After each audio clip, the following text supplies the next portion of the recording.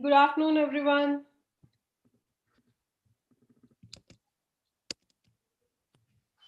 And welcome to the session.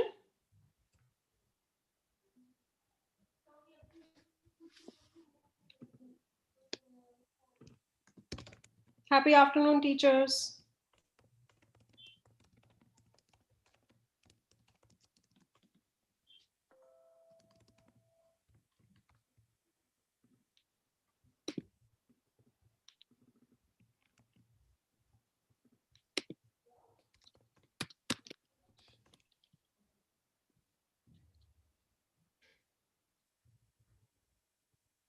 Good afternoon, everyone. We'll just begin in a few moments. Good afternoon, Chetna ma'am. Bhagyashri ma'am, thank you for joining.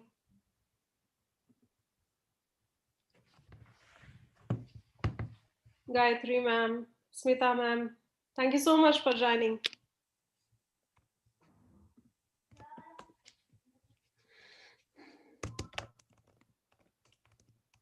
Namaste, Payal ma'am. Good afternoon, Ashwini ma'am, Vijaya ma'am. Thank you for joining in. We'll start in a few moments.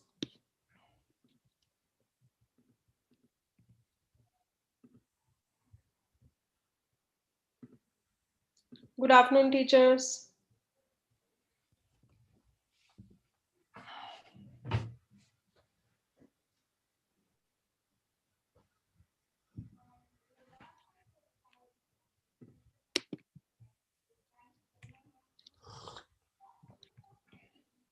Good afternoon, Shalini ma'am, Sucharita ma'am.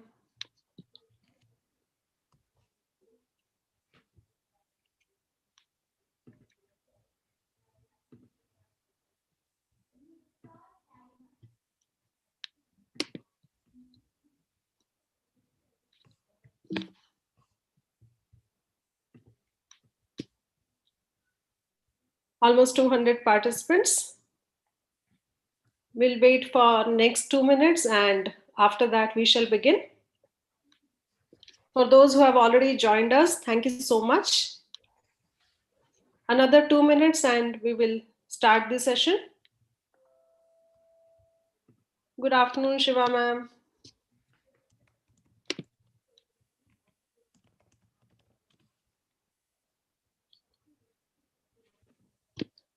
Good afternoon, Deepa ma'am.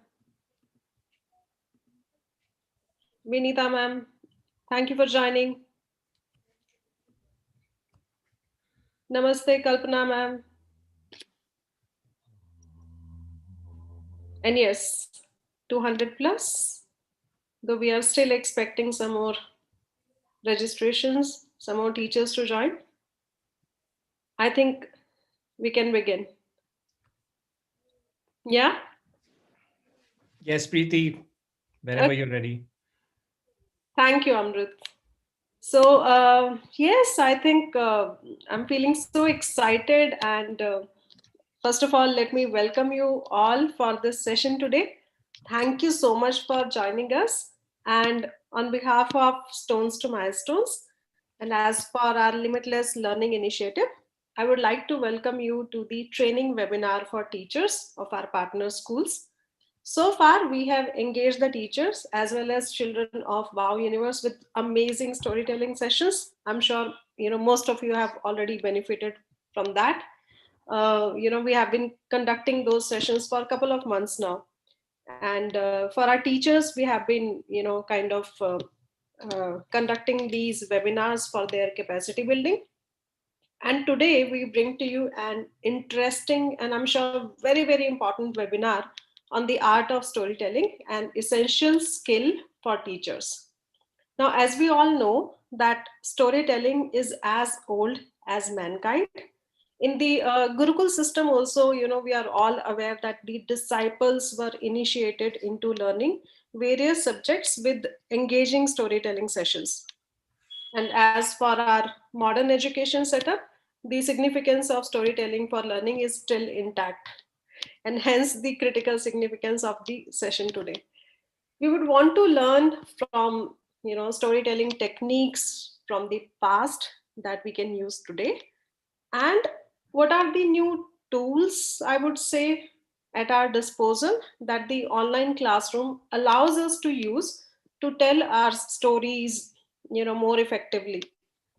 I presume that these would be major takeaways from the session today, and much more. And now, dear participants, this is my pleasure and honor to introduce our speaker and resource person today, Amritash Mishra, who is fondly called Amrit. Now, Amrit dons many hats. He is the founder of I Love Reading Library, the multi story learning, an avid reader, and at the same time, an established author, and obviously an ace storyteller, and much more. So, and all this over a decade now. Many of you would have already experienced his magical storytelling skills and the sessions that he has conducted for freedom. Um, Amrit, thank you for agreeing to do this session on the art of storytelling. And thank you all the participants who have already joined us, and many of you are still joining. So thank you once again. Without any further delay, I can't really wait. So I hand over the session to you. So Amrit, over to you. Thank you, Preeti. That's a pleasure. That's a long introduction, and I feel very weighted now that बहुत कुछ करना है. I'll have to achieve a lot in the next 1.5 hours, but let's try. The presentation that I'm sharing now, I can ask someone to mail it to you. I can mail it to you myself. It'll be on YouTube, so you don't have to take the pressure of writing notes, but feel free. So 2020 and storytelling, that's the thing I want to discuss. But I mean, of course, there's a lot to discuss in what's changed from last year to this year because of the pandemic and because of school closure, and because we have moved from a physical environment to a digital environment. The change is noticeable in everything, and we have to adapt to the times. But I will go back in time, come back a little, give you some demos from my past life, and then towards the end, only in the last 20 minutes or 30 minutes, really discuss on what has changed. So what I see is, so I don't see your faces. Even if you turn on your cameras, I don't get to see it. But I do see chat. So anytime you want to respond, please free to chat it. I will do my best to respond to what you're saying. I will try and ask some questions so that you can answer.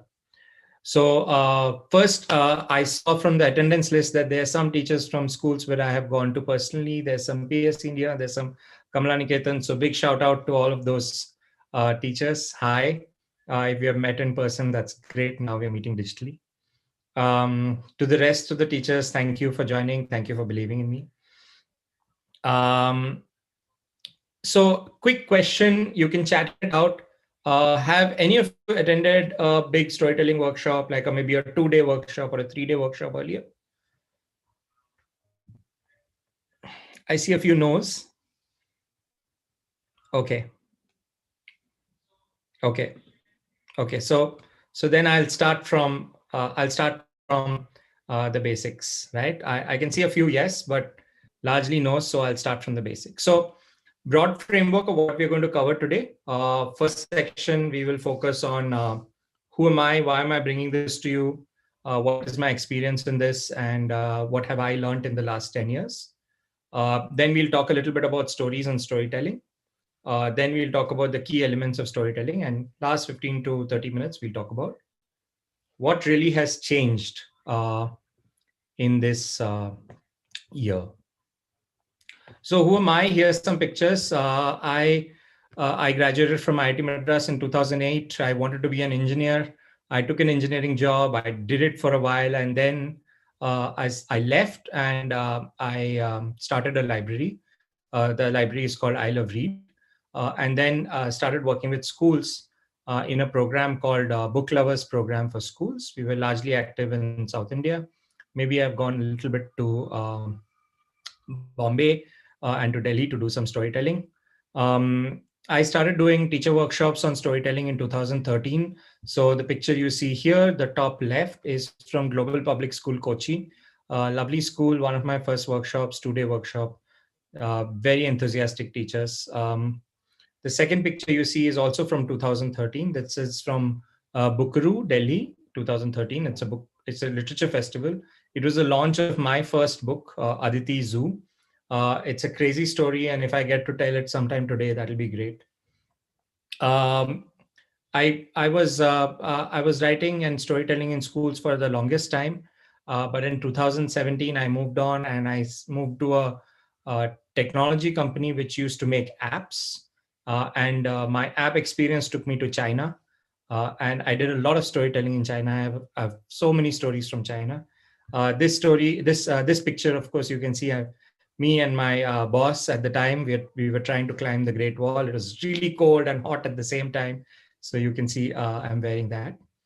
Um, and this year in 2020, my the Book Lovers program and the WOW program and the Freedom program, we've all decided to just work together because we have a common mission, which is to spread the love for reading and for language. And so, yeah, so that's sort of like my story from 2008 when I left college to 2020, 12 years. That last picture, I always drop that there. That's Ruskin Bond, if you didn't recognize. We were together at, I think, a festival, and I had the opportunity to interact with him. He's quite old now, but really sweet person. Um, right. Uh, I'm going to say this. I'm a performance storyteller, which means that I perform on stage to do a storytelling. There is some interaction, sure. It's different from other kinds of storytelling. A lot of storytellers tell stories with their voice. They sing. Some storytellers are puppeteers. Some storytellers tell stories through movies. Ram Gopal Verma thinks he's a storyteller. That's good. That's great. He's a visual storyteller. Um, and there are storytellers who make ad films. um, there are storytellers who write books.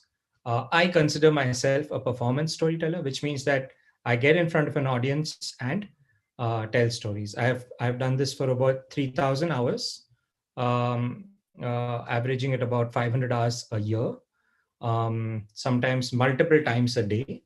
The largest audience I have ever told a story to is 800 people in a sort of like a large ballroom, and the smallest audience I've ever told to is one, because we all have those days where nobody turns up. So you know you have to live.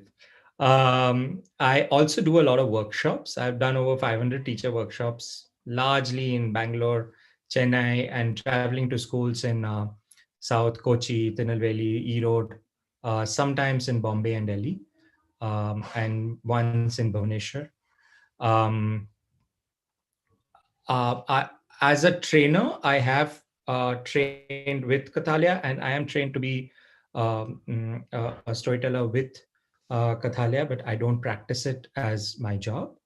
If I'm not sure if this is very popular, but Kathalia is a storytelling center based out of Bangalore, and they offer a storytelling workshop and a storytelling diploma. It's a 6-month diploma. It's run by Geeta Ramanujan. So I thought I'll put it in there. Some of you might recognize Geeta, and it's quite possible that some of you have done her workshop, or at the very least, I'm sure you might have seen one of her storytellings. Sometimes she's been active since 2000. No, 1998 when she became a professional storyteller. I love telling stories to children. I have the most amazing stories from my storytelling. I've had storytellings where children have laughed so much that the girl, I remember one time there was a girl in the front row. She couldn't stop laughing, and she ended up peeing on the sofa that she was sitting in, and then we had to sanitize and clean the whole place.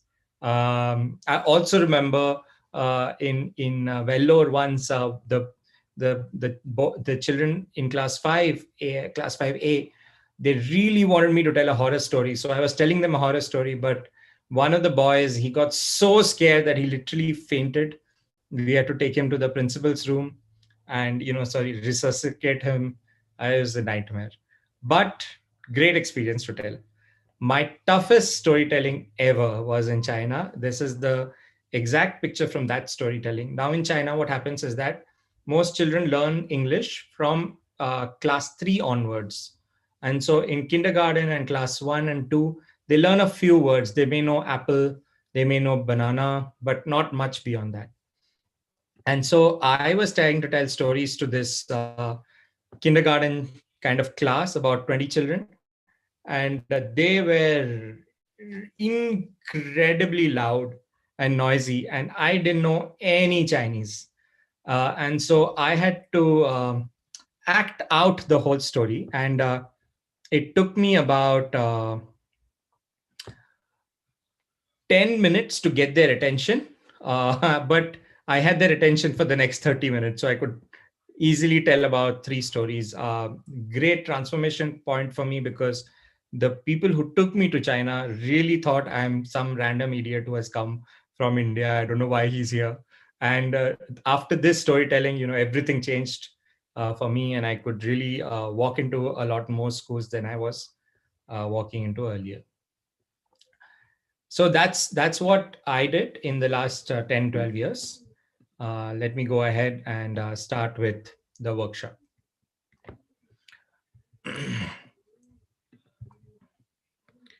uh,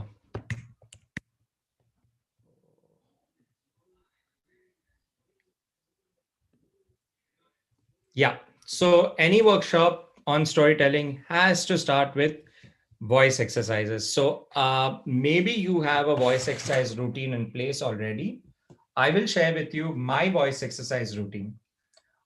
This is what I use when I'm traveling or when I'm storytelling to keep my voice fresh. Uh, of your voice, there are many qualities you want. You want to be able to modulate up and down. You want to be able to, for example, make animal noises.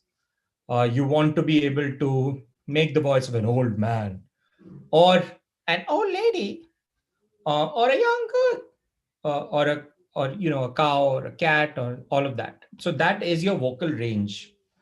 But more than vocal range, there are 2 other properties that you want. One is your volume, which is how loudly can you speak. Now, that may not be as important in a Zoom setting, but in a real life setting, uh, a high volume or an ability to go high in volume is really useful, especially when you are at a point in your story where a character or an animal, does something loud, like sneezes, like that, right? If an elephant sneezes, you can't do that; just doesn't cut it, right? So range, volume, and the third thing you want with your voice, which is literally the most important thing, is that you want your voice to remain where it is. And if you are talking to a class for 2 hours, 3 hours, 4 hours, 5 hours, all of us have gone through those days where our voice volume just goes and our voice hurts. And a little bit of exercise daily gives you that consistency in your voice to keep going for a really long time. I'll show you my exercise. So I start with the vowels, the Indian vowels, like ah. And when you say the vowel, um, you put your finger on your throat and see where it's vibrating, and then try to push that vibration down. So is vibrating here, is vibrating here,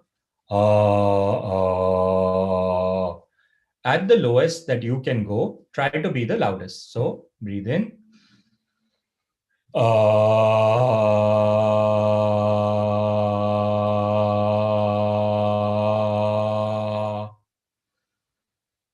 You can do it with me. I know there may be people around you who, you might feel a little embarrassed, but it's okay. Like you can tell them that, look the other way for once or close your ears.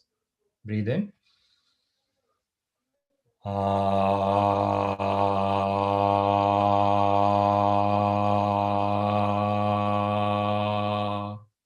Keep your mouth as wide open as possible and really let the volume out. After A, we do A. E.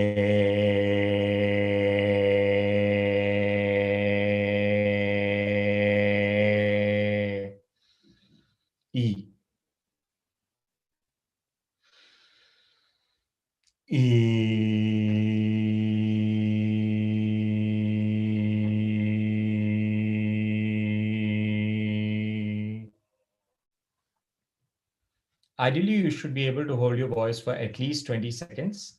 Some people can do it for up to 40. We'll do an exercise on how long you can hold your voice just after this. So we did A, E, we'll do O and U. O.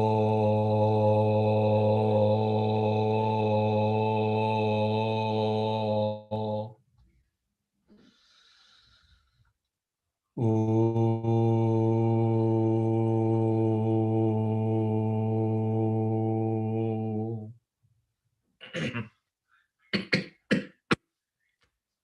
I've clearly not done this in a while, so my throat is hurting a little bit.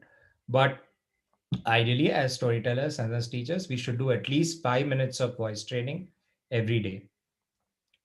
After you do the vowels, you do the sound. So it goes like this.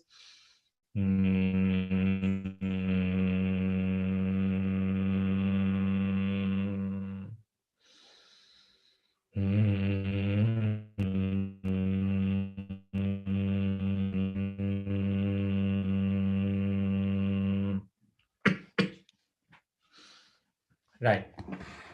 If you're able to do just this much every day, you will see a noticeable difference in your voice in about 15 to 20 days. And you will feel um, stronger in your voice and you can hold your voice for longer. Suppose you want to exercise your voice for length, which is that I want to be able to hold a longer length. I want to be able to say a longer sentence without having to breathe in. Then this is a good exercise. What you do is you breathe in, and as you breathe out, say the numbers out from 1 onwards, like this. 1, 2, 3, 4, 5, 6, 7, 8, 9, 10, 11, 12, 13, 14, 15, 16, 17, 18, 19, 20. I apologize, I'm only able to do to 20, but if or when I was doing it regularly, now I have slowed down. I would be able to do it till about 40, sometimes up till 60. So this is another great exercise to try. But just remember that when you're trying it, do not rush it. Do not do 1, 2, 3, 4, 5, 6, 7, 8, 9, 10, 11, 41. That doesn't help anyone. Say it slowly and project your voice out.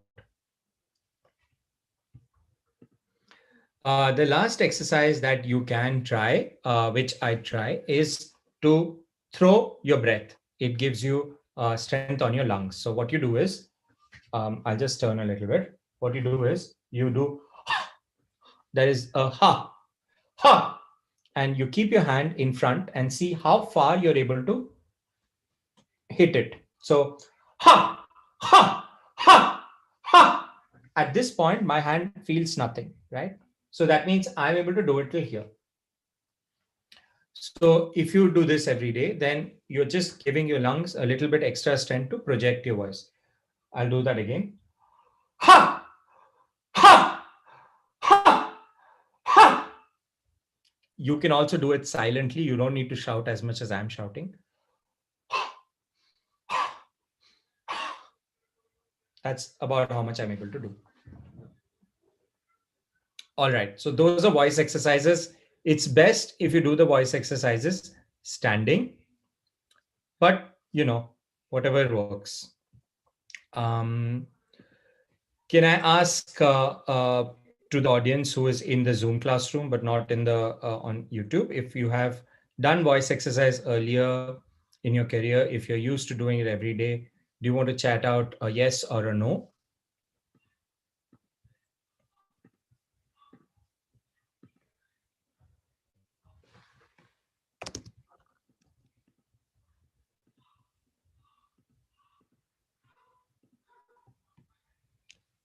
Great. So I see a lot of people who are doing voice exercises lately.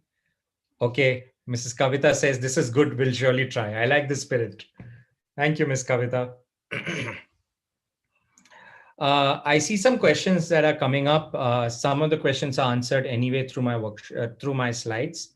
So I'll take more questions at the next step. So now that we've done voice exercises, let's move on.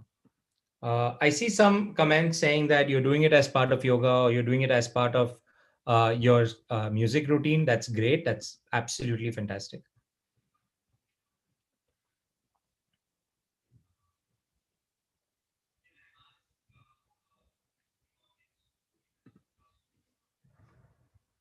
Okay, so let's start with a very simple question. What is a story? How do you define a story? What is a one line definition of a story? If you can just type it out in the chat, that'll be great.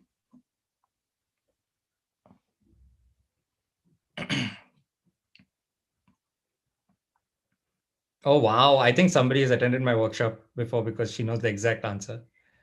Story is thought provoking, something that gives moral values, something from imagination, narration. Okay. You to keep the reader's attention, thought provoking, a sequence of events. Great. These are great answers. Something with a moral. Okay. A reality attached with your imagination. Hmm.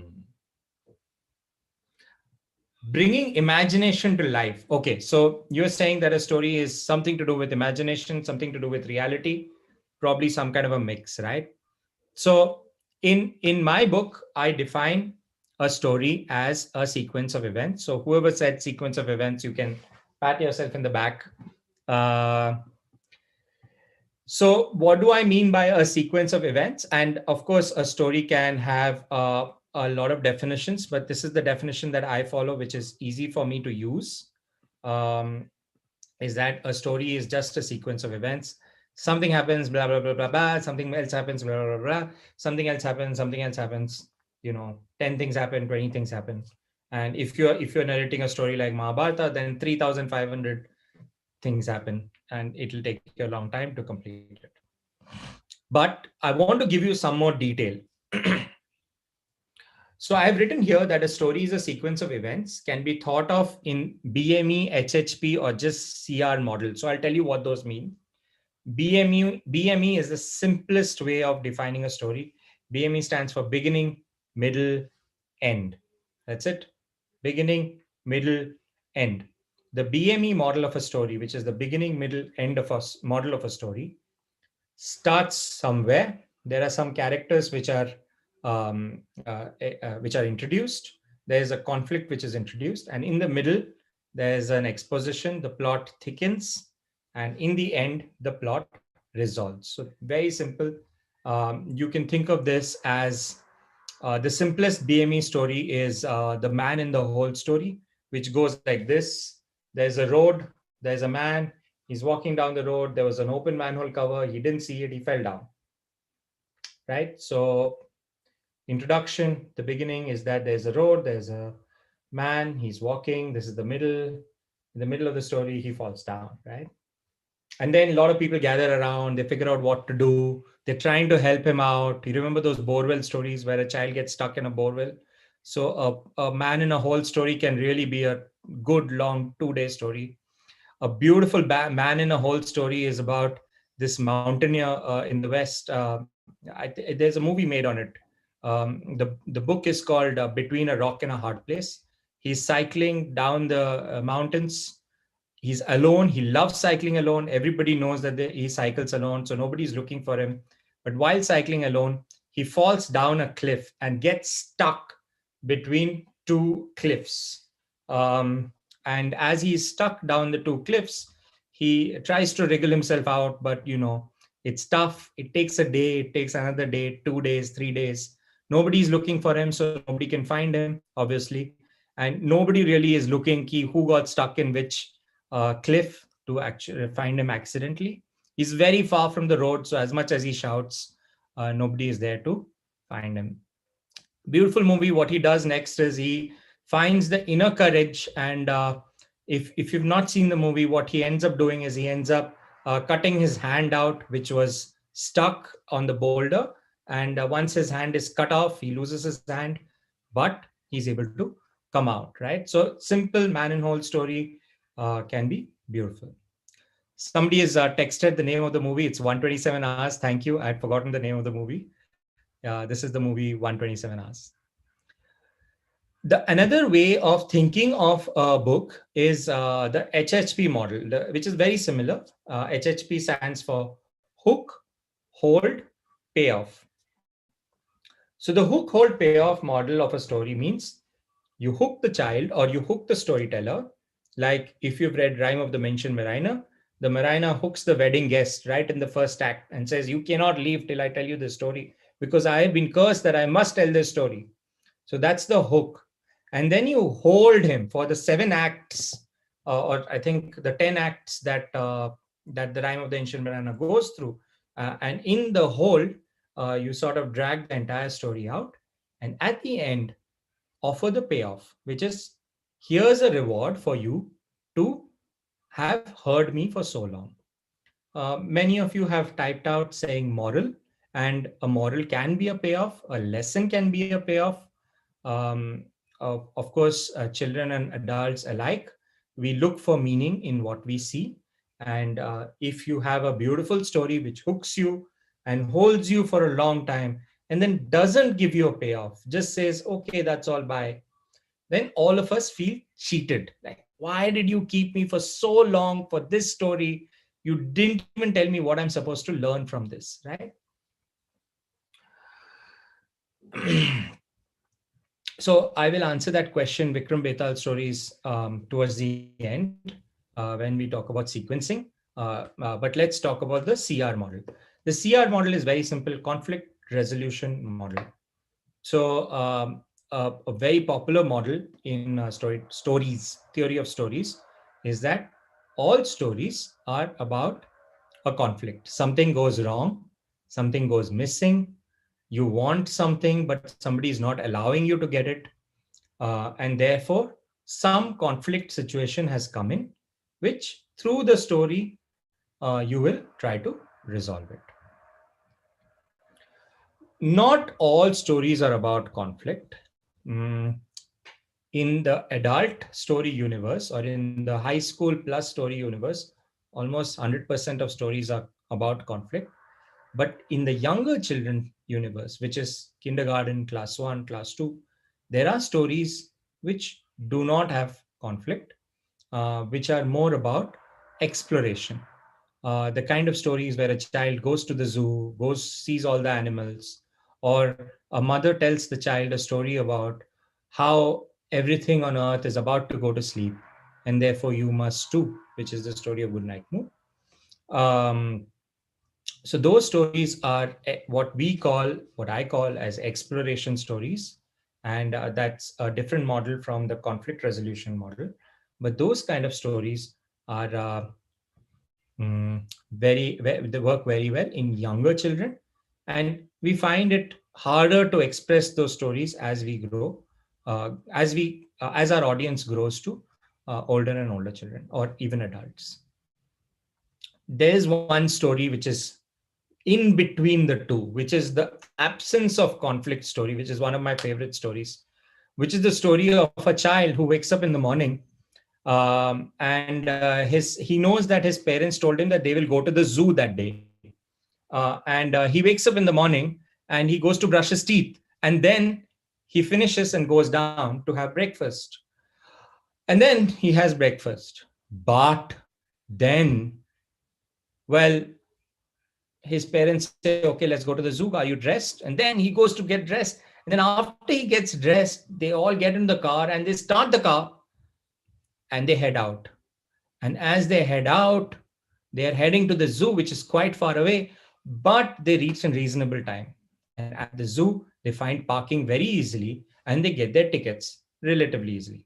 Once they enter, they see there are a lot of animals. They go to one cage and another cage and another cage. And, they thought that maybe the tiger will be sleeping, but it wasn't.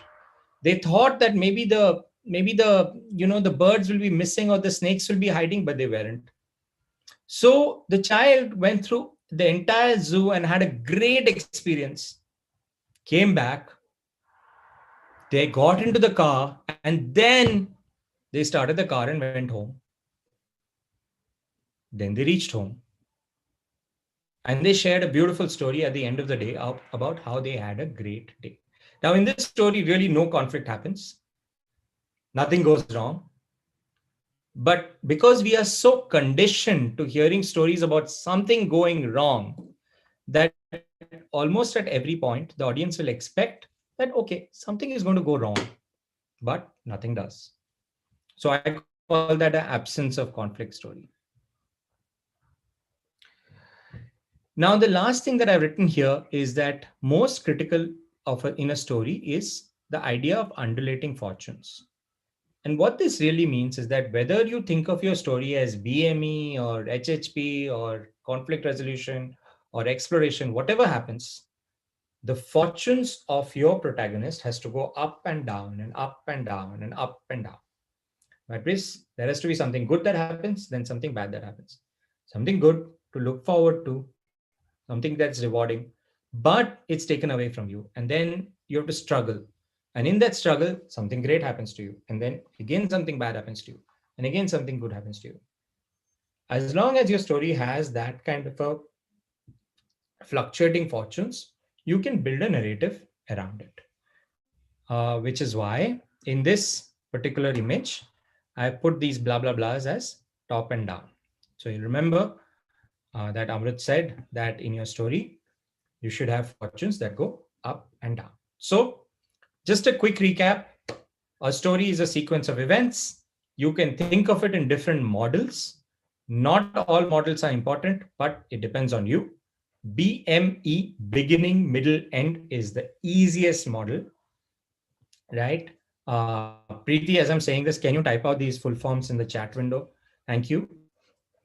BME is beginning, middle, end. HHP is hook, hold, payoff. Hook your audience, hold your audience, give them a reward, payoff. And CR is conflict resolution. Cool. So that's a quick recap of theory of stories. We've not even started on storytelling. So let's get started on that. Before that, I want you to take 2 minutes and think about this. What makes a good story? I have left a big blank here. I have actually filled it in the next slide, but I want you to think about it. And if you want to type it out in the chat window to everyone, please select chat to everyone, panelists and attendees, and tell me what makes a good story. When a story is good, why do you think it is good? What is the good part of it?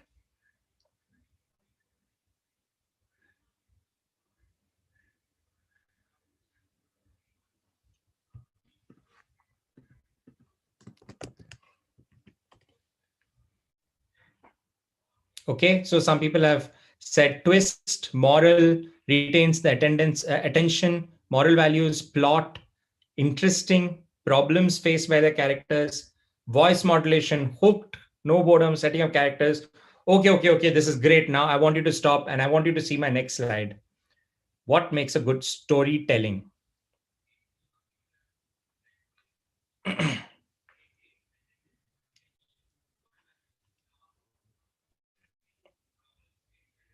Presentation, voice modulation, okay.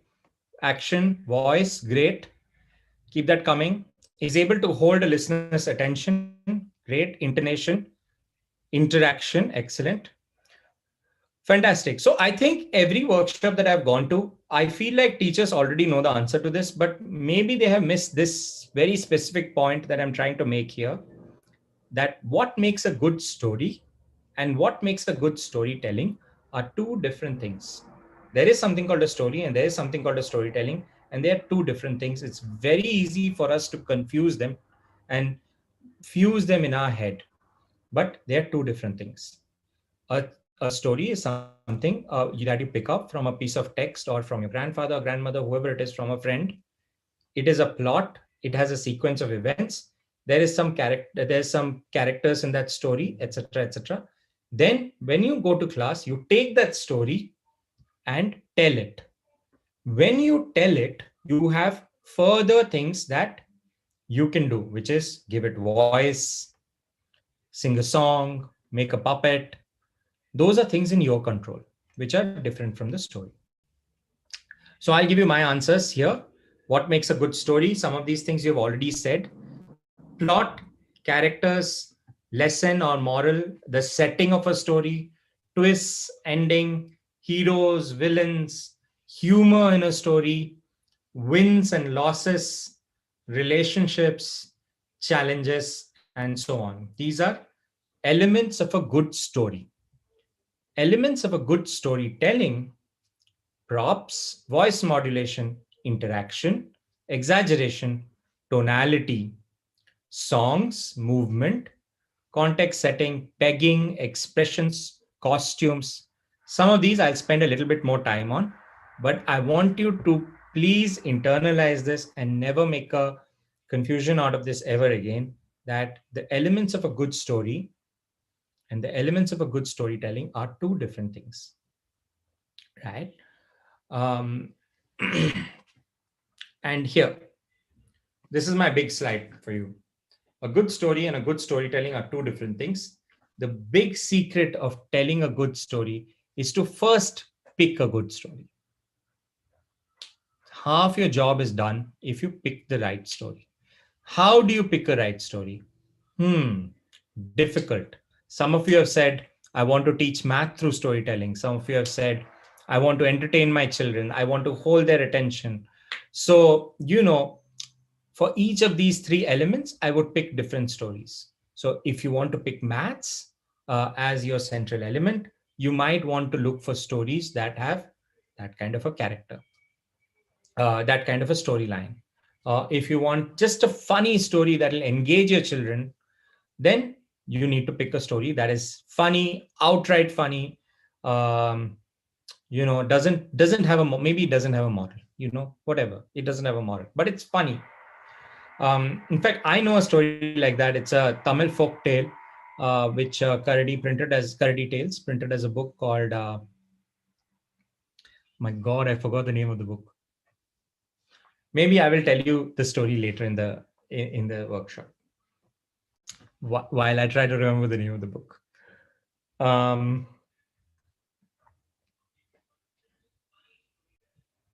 right. So the big secret of a good storytelling is to pick a good story. So now that we have decided that stories and storytelling are two different things, from now on, we will try to talk about elements of a good storytelling and leave out the story part. We'll assume that we have already picked the right story. So, as a storyteller, what are the things that are in your hand? You have your voice in hand. And a very good example is that if I were to tell a story, and if you were to tell a story, and if Amitabh Bachchan were to tell a story, our voices would be very different. So, a very simple line like uh, Mira turns to say no, and the way she says no could be very different in the way each teller says it. And that really is the element that a storyteller brings. How does she say? Does she say no, no, no, no? Or does she just not say no? So these are totally different tonalities, totally different voice that the storyteller brings. Some storytellers are very good at props. I have had friends and colleagues who are very good at making puppets, and using puppets in classroom. So that's another skill that storytellers bring. Some storytellers are very good at bringing songs. I have myself seen that. Geeta Ramanujam, she uses a lot of songs. Janaki Sabesh, who does a lot of storytelling for Kardi Tales, uses a lot of songs. Um, and so that's her style of telling. Then there are other storytellers who rely a lot on expressions, on how your face emotes. Um, each action or each um, voice that is something that some people are very good at.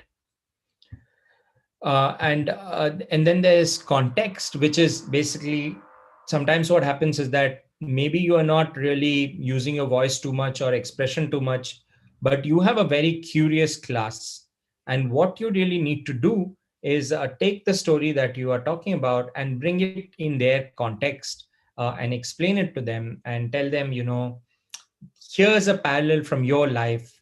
This is something that you have seen, and therefore your skill as somebody who is able to bring the story to life through additional context really helps.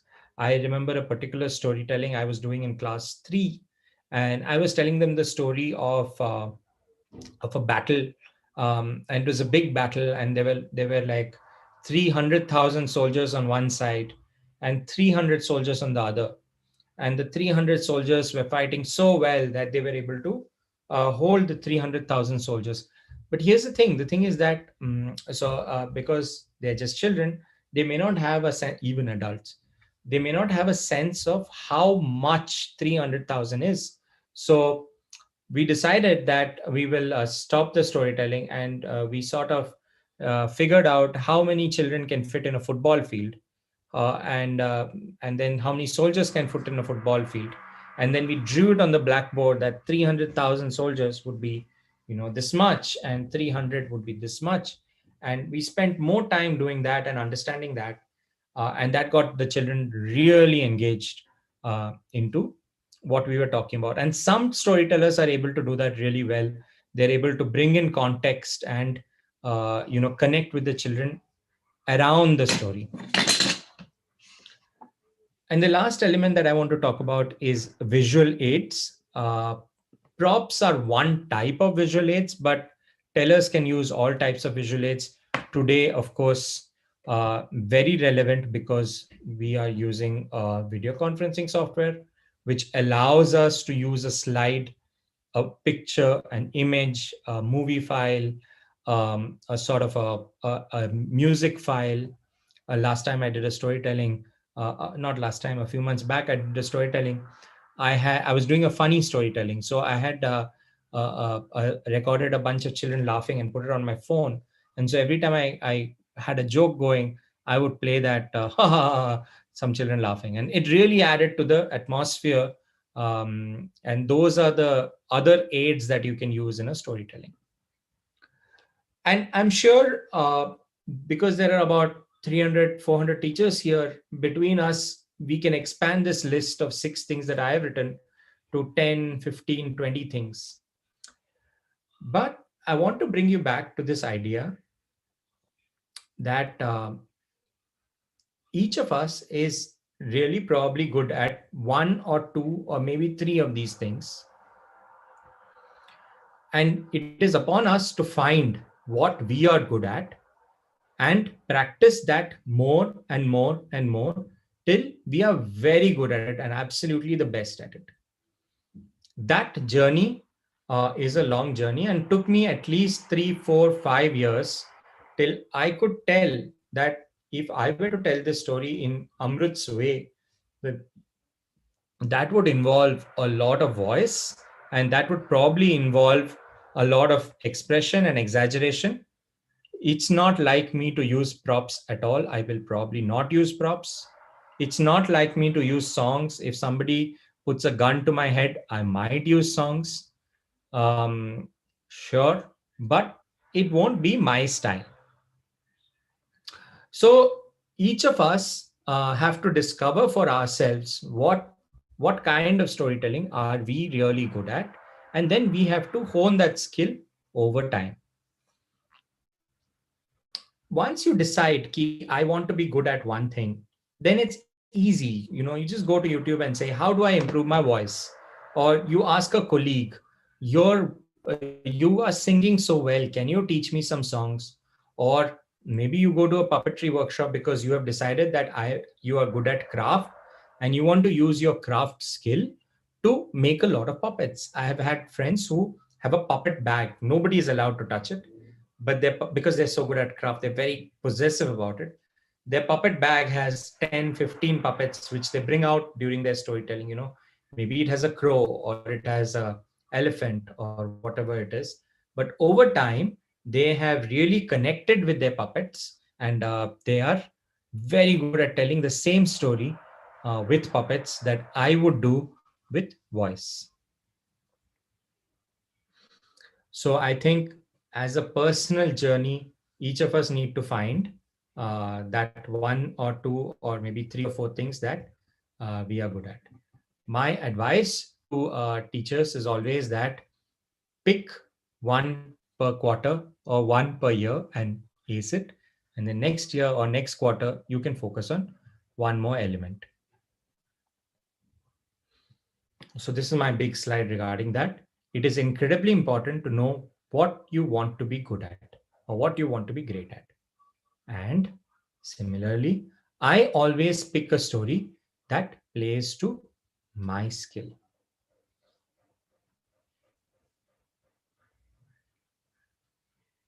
Okay. Before I do this, since I have been talking for almost 45 minutes now and I have not told a single story, let me stop and tell you a story.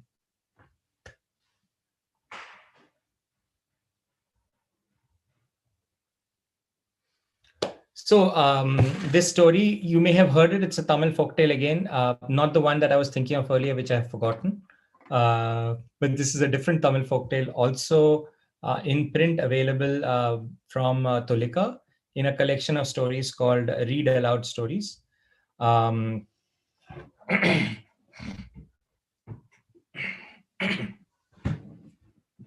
about an old man.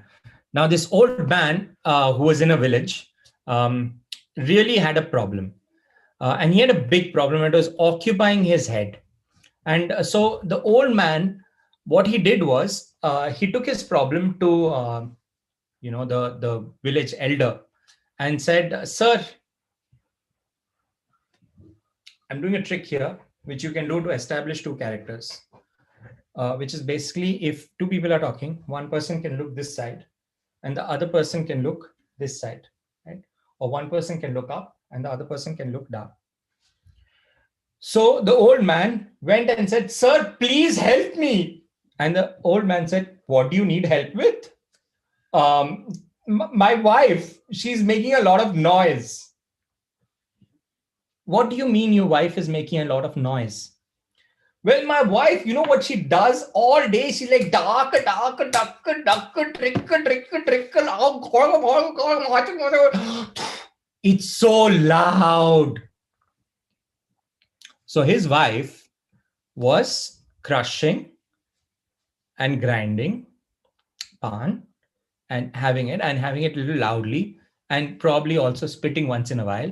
But you know how old people are when they're married to each other for a really long time. The smallest things becomes the biggest thing. And this thing had got into the old man's head. And now in his head, all these sounds were echoing and echoing and echoing, and he was getting a headache. So he went to the old man, as I told you, and said, "Old man, please help me solve this problem." So the village elder thought for a while. "I have an idea." Yes, yes, yes, yes. Tell me your idea." "Do you have some chickens?" "Of course, I have some chickens."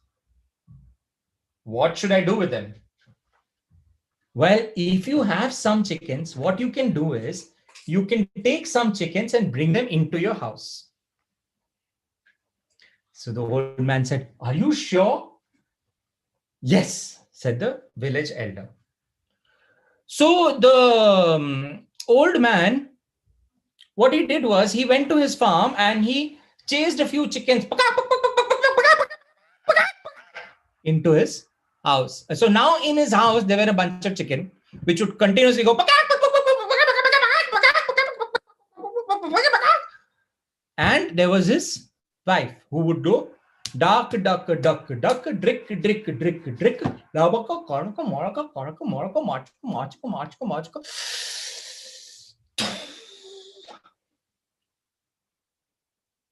So the old man now had to deal with two noises. His head was paining. He was really frustrated. He went to the village elder and said, "Sir, now there are two noises in my house." And the village elder said, please do something. Do you have some dogs? The old man said, yeah, there are some dogs. Take one dog and push it into your house. Are you sure? Yes, please take the dog and push it into your house. So the old man pushed the dog into his house. Now inside his house, there was his wife who would go duck, duck, duck, duck, drick, drick, drick, drick. And there were the chickens which would go and the dog which would go whoop, whoop, whoop, whoop, whoop, whoop. There was a lot of noise. The old man wanted to pull his hair out. When he held his newspaper was shaking. So he went to the village elder and said, "Sir, now there are 3 sounds inside my house. What should I do?" So the village elder thought for a while and said, "Sir, please, sir, think fast, sir. My head is paining, sir." The old man said, "You have some cows?" "Yes, sir, I have cows. I have the biggest cow farm in the whole village. I have cows. What should I do with the cows? Should I take them inside my house?" And the old man said, as the village elder said, "Yes, take 2 cows and push it inside your house." So the old man went to his farm, held a cow, and pulled the reluctant cow inside his house. No! No! No! Now inside his house, there were 4 noises. There were the chickens. There was the dog. Woof, woof, woof, woof. There was the cow.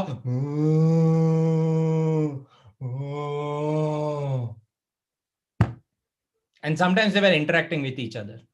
Because the chickens would go at the cow, and the cow would go moo. And in all of this was the wife, the old lady, who would go duck, duck, duck, duck, drick, drick, drick, drick, labaka, koraka, moraka, koraka, machaka, machaka, machaka, machaka, machaka. She was unperturbed, meaning she didn't mind the animals. So now the old man got very frustrated. He went back to the village elder and said, "Sir, what are you doing?" "What happened?" "There's so much noise in my house. Please help me." So the old man said, "Do one thing. Take all the animals out of your house." So the old man said, okay, I'll do that. Now the old man ran home, took the cow out, moo, shoot the dog, woof, woof, woof, woof, woof, and push the chickens out. Now in his house, there was only one sound, which was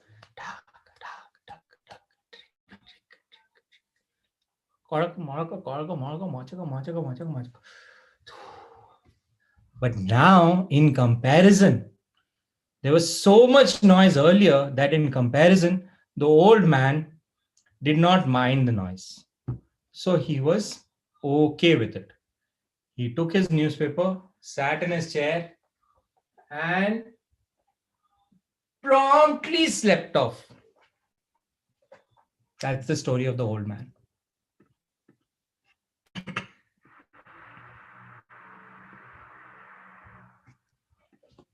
Okay, let me quickly look at the chat and see if you guys are saying something.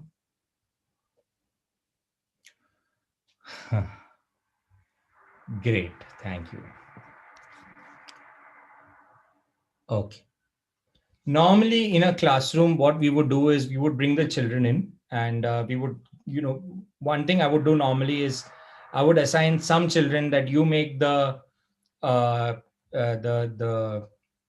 you make the chicken noises. I would assign some other children saying you make the dog noises, and another set of children saying why don't you make the cow noises, so that collectively we can make a little bit of noise. It gets a little noisy, but it really gets the story going. Great. It's now 4 o'clock. Let's get to our presentation because we still have to get to what changed in 2020, right? Right. So I always plan my storytelling. What I do is I write out the story in points. I actually don't draw these things. It's quite tedious to draw, but I would write down saying if my storytelling is 20 minutes, then 11:10 to 11:15 I'll do this. 11:15 to 11:25 I'll do this. 11:25 to 11:30 I will do this, so that I have a mental map of how fast or slow I am telling my story, and also if I have been able to rehearse everything. Okay, so exactly at 4 o'clock, we come to 2020, what changed. So now that we have gone through the elements of stories and storytelling, let's think about what changed. So one most obvious thing that has changed in this year is that earlier our audience could see all of us, and now they see this zoomed in head, which is both a good thing and a bad thing, because if you're telling a story to a class of 40 children, some children are close to you and some children are far away. So, the children who are far away may not be able to see everything, but now all children see the same frame. So if I make an expression, it's visible equally to everyone. That's the good thing. The unfortunate thing is that I'm not, because I could use my entire body earlier, now I'm not able to. So sometimes what I do is, if there is a storytelling that involves me to use more of my body, and again, it depends on the context, then what I do is I position my camera a little behind, and let me try and show you. What I would do is I would stand behind, and so I would tell my storytelling from here. So here I have a setup where I have put a whiteboard. So maybe I would write something on the whiteboard and I would use the whole space. See, I can do this where I can spread my arms. So I can say, this was as wide as this much. And therefore I'm able to use more space. However, it's not always possible to do that. Some stories allow for that. Some stories do not allow for that. And so if that is not allowed, then I have to plan my entire storytelling in this bucket, in this window. This is where my left hand goes. This is where my right hand goes. So if I say this is so big, then obviously you can't see my hands.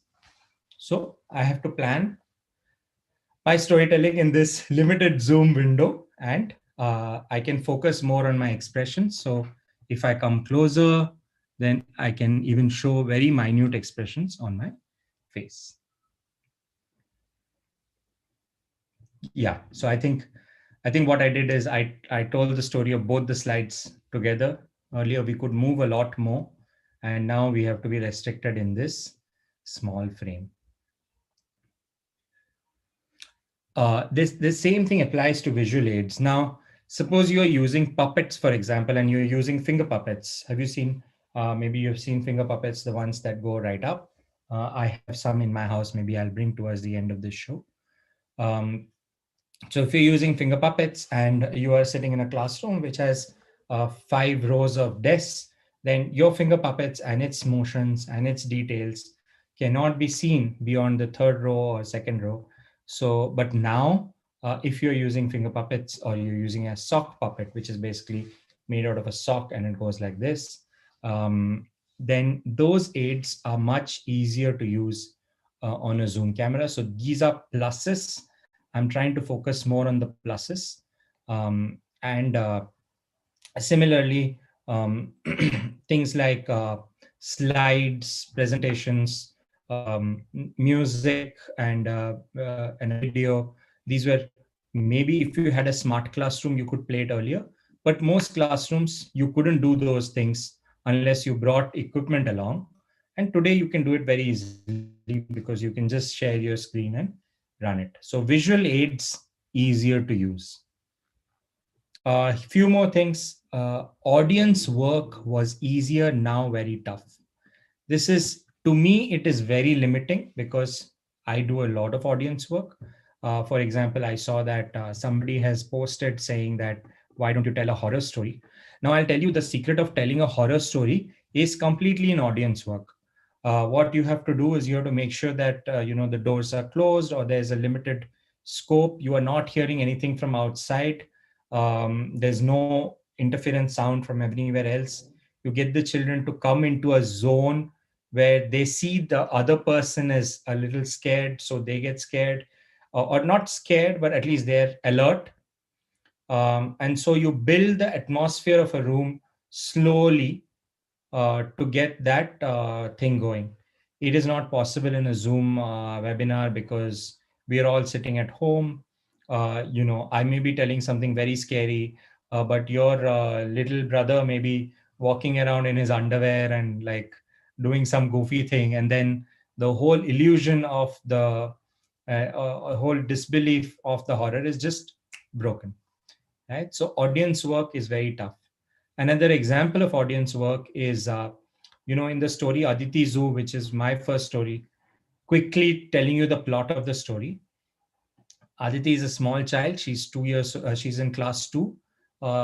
She has a very good friend called Anjali, and Anjali gets a little brother, so she gets very jealous. Now, I usually use this story to talk about jealous, determined, and go-getter. These three words.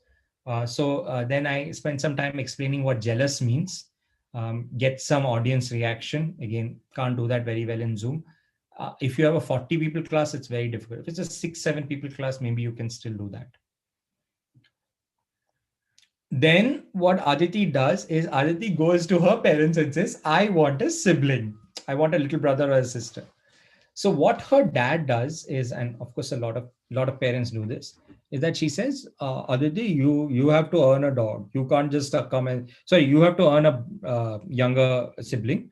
You can't just come and ask for it. So Aditi, go and get a dog first. So then Aditi goes, gets a dog from somewhere, some challenge is there.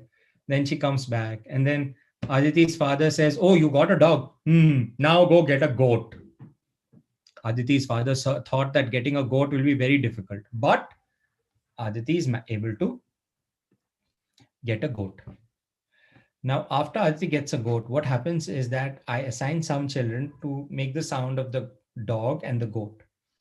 So they're giving some background noise. Then Aditi's father gets very angry at Aditi and says, Aditi, now you go and get an elephant. So then Aditi has to get an elephant. And so through the story, what happens is that Aditi manages to get a small baby elephant from a nearby temple to come to her house for 2 hours a day. So the whole story at this point is about how the children are making these noises, elephant sounds and dog sounds and goat sounds, and the thing sounds like a zoo. So Aditi's friends start calling her Aditi Zoo because it's like as if she has a zoo at home.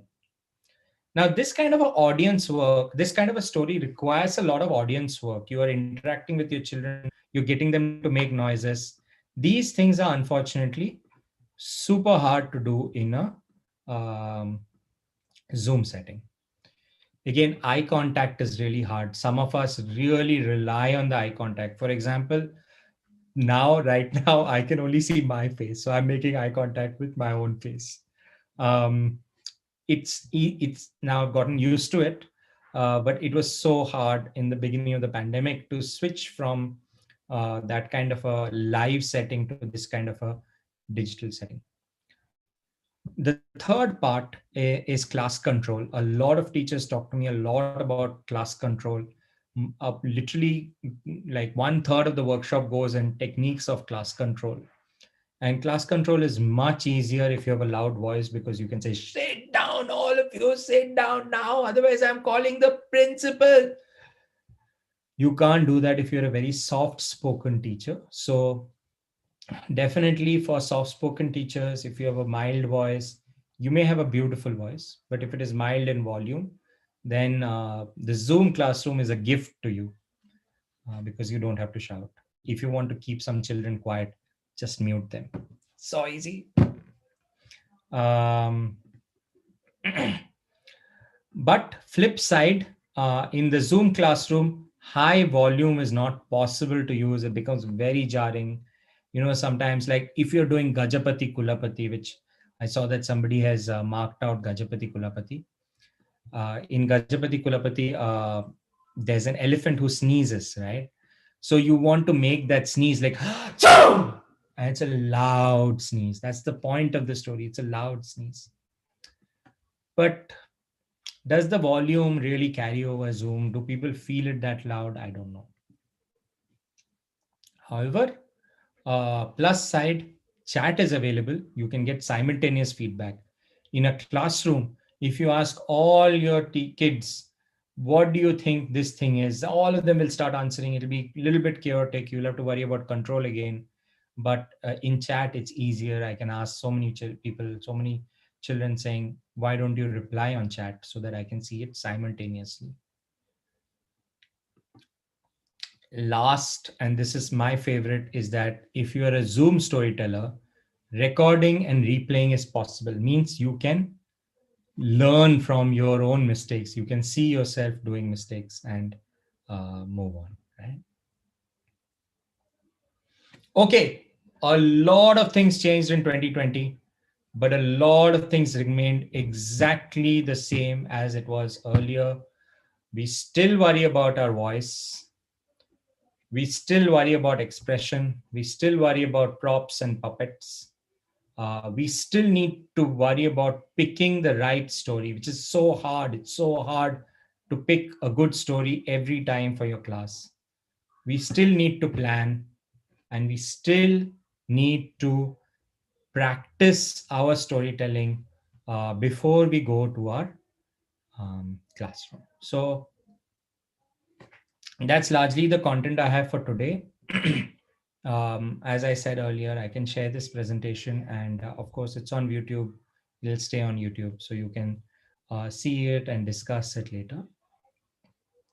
We have about 15 minutes left, so I'll take some questions, and if we have some time, I'll try to tell you another story. Some questions that I'm answering from earlier. Is Baby's Day Out an exploration story or a story based on a CR model? It's a good question.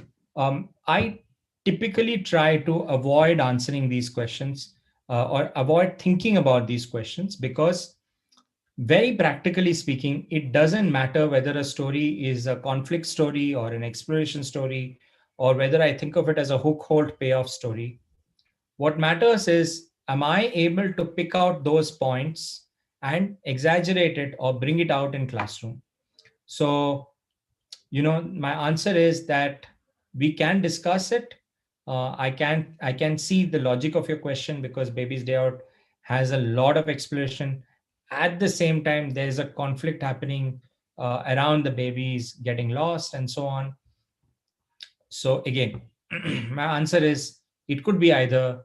Does it matter? As long as you understand it, as long as you're able to tell it really well, it's okay. Anonymous attendee asks, at school we have continuous hours. How do we maintain our voice? I think you might have missed the first 5 minutes or 10 minutes of this recording, and I was talking about it that the your voice has three qualities that you want.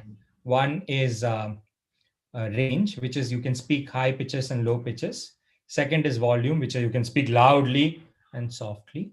And third is the longevity of it, that reliability of it, that you are able to speak for 4 5 hours every day without your voice giving away.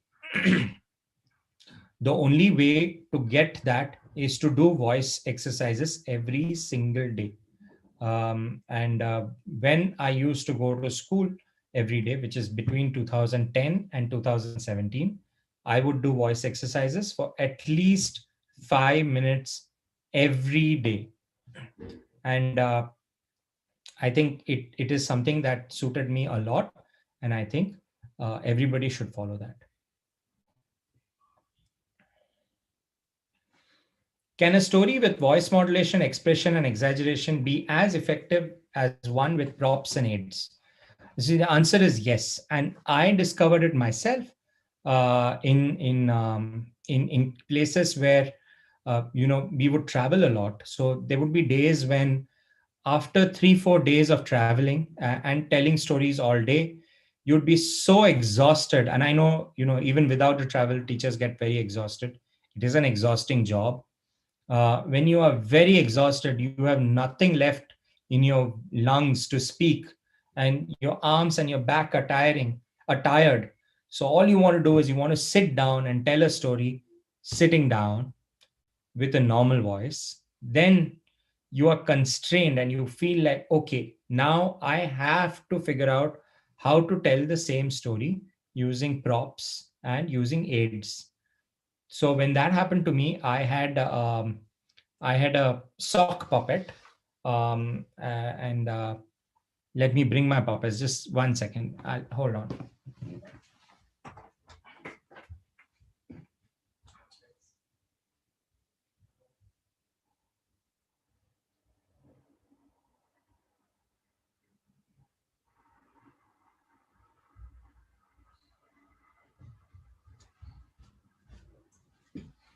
Sorry for that. Maybe I should have prepared for it. But yeah. This is my sock puppet. This is a purchased puppet. It's a little dinosaur, so you can tell a lot of stories with a dinosaur. And as I was telling you earlier, because of the Zoom format, you are able to show all the children the intricacies of the dinosaur. I also have a bunch of finger puppets. Um, this is a parrot. So finger puppets are like that. Parrot. So my answer is yes, you can very easily, if you practice, tell stories without exaggeration, without expression, just with a basic set of props or visual aids.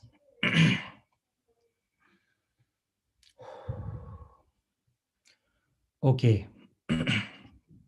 Is it important to discuss about a story with children immediately after the end of a storytelling to understand and check their understanding? So what I do is that I do this right before the end of the story, which is that towards the end of the story, just before the climax is left, I will sort of recap the story and I will ask them, do you have any questions on why this happened? Or can I ask you a few questions on why this happened? Quickly check if they are on board, if they're with me, and then deliver the ending, because at the ending, there's a surprise or there's a payoff, and I would like them to think about the ending by themselves. After the story is ended, I would like them to reflect on it without an adult's intervention.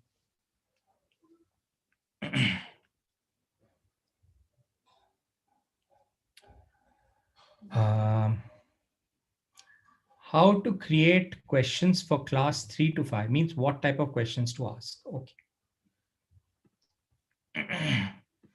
So, when we were working with children earlier using storytelling, we always think of storytelling as uh, a vehicle to uh, offer something to children. What we offer to children differs from school to school, classroom to classroom, and age to age. I think this is very easily understandable. From here on, I will give you my interpretation. In the early ages, in the grades 1, 2, 3, my focus in storytelling, maybe even earlier, like kindergarten 1, class 1, maybe class 2, in the very young ages, my focus in using storytelling has been usually to teach language or teach basic concepts. Like I would take a word, or I would take like 6 words and say, today I want to tell you a story with these 6 words, and explain and tell the whole story, and end of it, go over the meaning of the 6 words, so that they mm, so that they understand it. And therefore, sometimes in the younger sections, I won't worry too much about moral. I would really worry about the entertainment aspect of it, as long as it carries the objective through, which is to improve language for those children. In the older classes, in class 3 plus, we start talking to children about deeper ideas. We lower our focus on language education, which is now part of the English classroom's responsibility, or the English teacher's responsibility. So what we do is that we encourage discussion, debate. Why did Aditi feel jealous? Was it right for Aditi to demand something of her parents? Was it right for Aditi's parent to say no like this? So we start talking about those kind of ideas on whether uh, whether this is right or that is right. And a lot of our stories, the Panchatantra stories, the Mahabharata stories, the traditional tales, as well as the newer tales.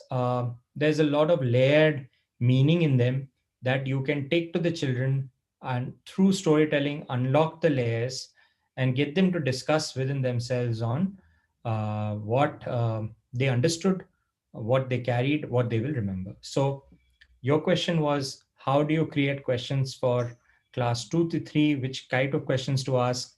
What I would do is I would take questions which introduce a kind of conflict or a meaning that the children can then discuss and debate. Mm, yeah, all right. Okay, what kind of stories to be selected for primary children? I think I sort of spoke about it, but maybe what I would do is I would give it a little more structure, in the sense that this is my class objective. If my class objective is to teach language, or if my class objective is to teach science, at what age group, then that's the kind of story I'm looking for. Yeah, there's a lot of online resources now. Freedom app has a bunch of stories which are already segmented by age and by theme. So you can check out the Freedom app and check which story fits where. There's Story Weaver, which grades all its content in ages and themes. So that's another section where you can check. There's also the Best of Indian Children's Writing Awards. So if you search for Best of Indian Children's Writing, you'll get the list, which is already thematic for this theme, this story for this age, and so on. Right. I think I started telling stories in 2011 or 2010, and we of course the internet was of course there, but Story Weaver was not there, and Amazon was not there. So it was really hard back in 2010 to find new stories. So we would go to bookshops and libraries and just read. But today it's much easier. You can look it up online when you're searching for stories. In communities like Reading Raccoons, or online Facebook groups, Bangalore schools, these are communities where you can ask.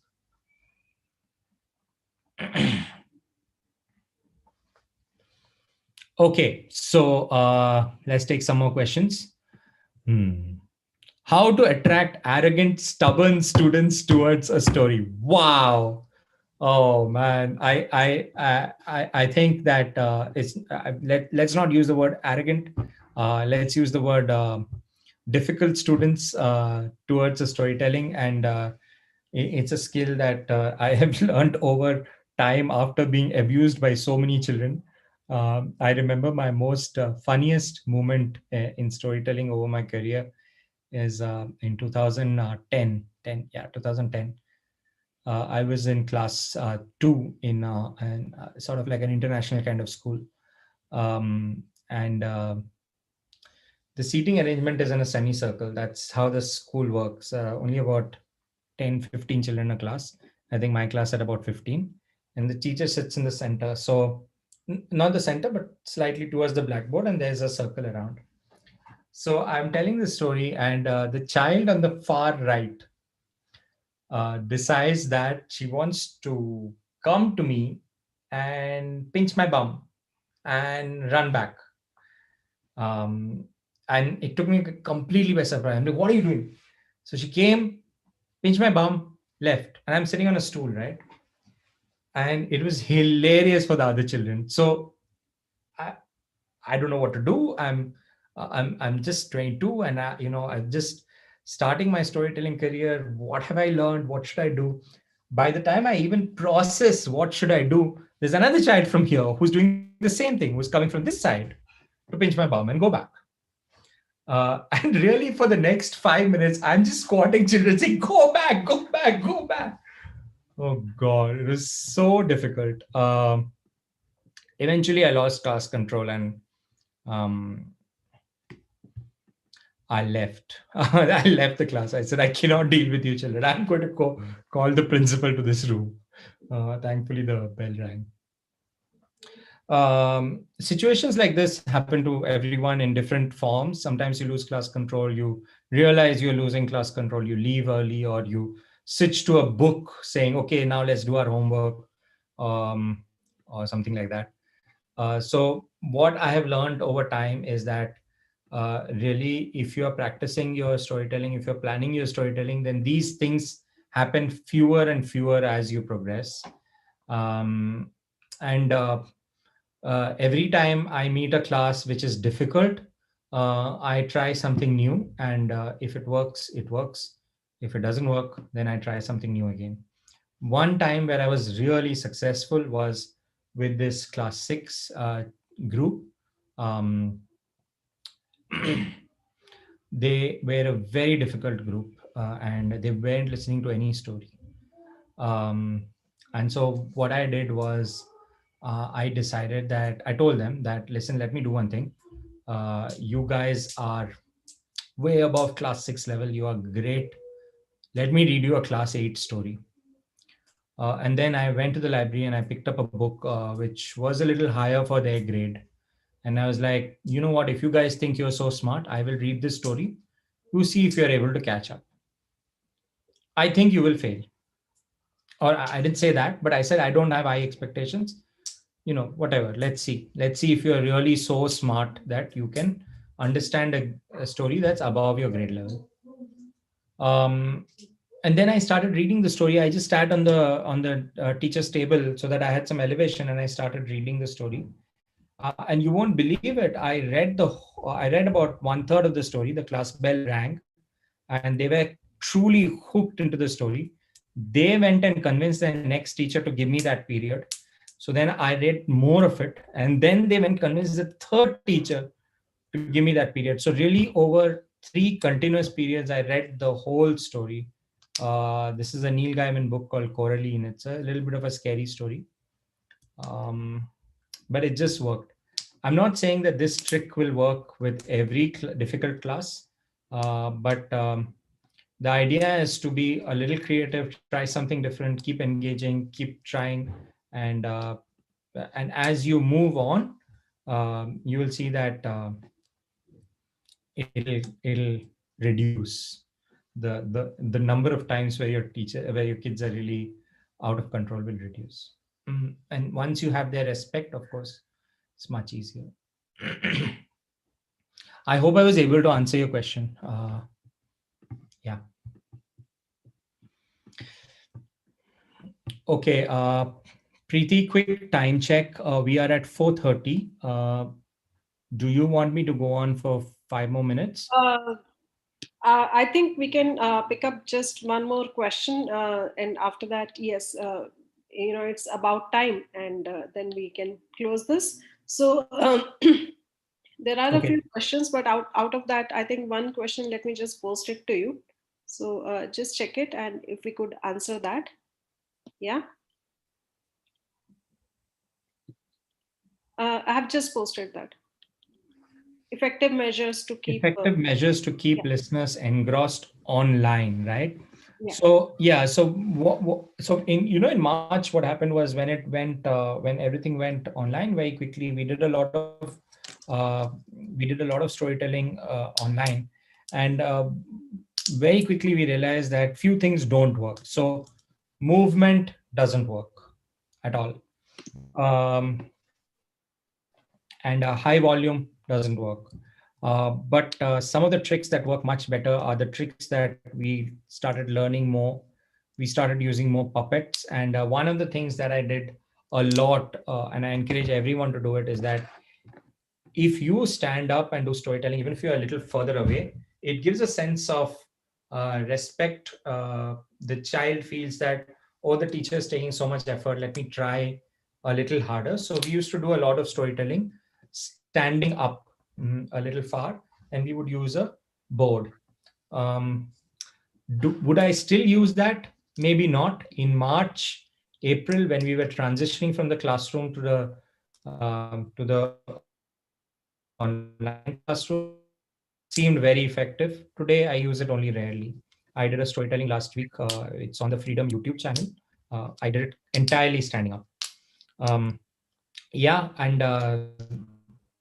the other thing that works really well is that if you use a few slides, it really helps. Take a few pictures from the internet. Like if you're telling a story with some animals on it, you could use it. Or if the book is available online, you could use images from the book. Or I have this app on my phone called Office Lens, where I just take a few pictures of a book and it makes it into a PDF, and I can share it on my screen to my class. Of course, it's not legal for me to take pictures and send it to everyone, but I can do it for my class, just Yeah. for my children. Mm, Correct. those are very effective measures. Of course, coming from the Freedom team, I can also say that one of the greatest things to do is to use the Freedom app. A lot of books online which you can use on the web version while doing your storytelling. Yes, and apart from that, we also have regular storytelling sessions, on Sundays at 11 a.m. So I would definitely request teachers to actually, participate there also. So yeah, um, thank you. Amrit, it was very insightful session, and it was great. The major takeaway for me, and I'm sure for rest of the teachers, was that we could really understand the difference between storytelling sessions in the period before and in the online era now. But at the same time, it was also interesting to know that apart from major differences, there are more commonalities. We still worry about the selection of a good story and how we have to narrate that. So the emphasis has not shifted from there. So yeah, a great thing to know. Thank you so much. It was really great to kind of participate and know from you, Amrit. So thank you so much for this session. I'm sure the teachers have really benefited to a great extent. And yeah, and I'll thank all the teachers also for joining this session, for being there.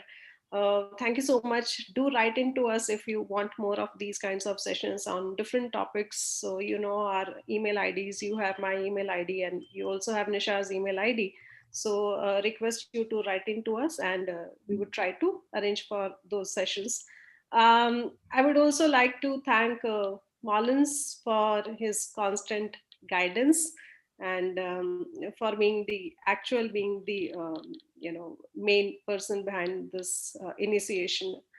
And lastly, I would like to thank Tushar and Nisha for always being there, and for actually making this entire process of of this storytelling sessions and webinars very, very seamless. So thank you so much for that. So, yeah, once again, I thank all of you who have participated and who have been there, and looking forward to your constant participation for our next webinars also. And Amrit, I cannot thank you enough. So, thank you so much for this wonderful session, and wish you a very happy evening ahead. All right. Thank you. Yeah. Okay. Bye, participants.